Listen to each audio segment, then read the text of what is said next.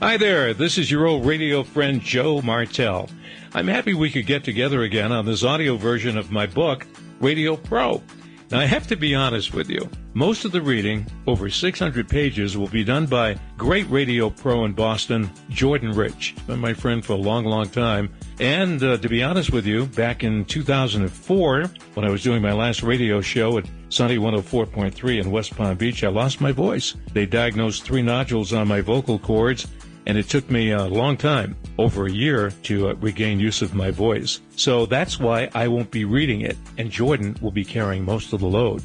I'll be sitting here listening to him just to keep an eye on him with you. So I'm sure he's going to do a great job. And then I'll pop in at the end of the book in the afterword just to tell you a little bit about how I met my lovely wife, Kimmy, and what we're doing today in Colorado. But right now, I'd like to tell you a little bit about my interest in radio before handing the microphone over to my pal, Jordan. I was just 8 years old, boy, a long time ago, when I listened to 2 of my all-time favorite radio adventure programs, The Lone Ranger, Hi-O Silver, and Sergeant Preston of the Yukon on King on You Huskies for the very first time. From then on, I was hooked. And being on the radio was all I wanted to do. In my teens, I built this little radio station in the basement of our family home. There was an ad on the back of a magazine.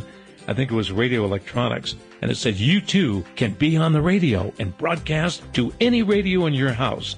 Now, the only radio I could broadcast to was my mom's kitchen radio upstairs. Talk about a captive audience. I probably drove her crazy. Anyway, my dream of being on a real radio station became a reality when at age 16, I won a So You Want to Be a DJ contest, which my older sister, Rose Marie, prompted me to enter. It was on my hometown radio station, WCSH, in Portland, Maine. The host of the show, Bob Arnold, must have sensed my deep passion for radio, because I was always hanging around there. And it led to my mic debut, which led to a weekly spot on the station broadcasting news of my high school, Cheverus. Now, ironically, as fate would have it, 20 years later, I would manage that same radio station.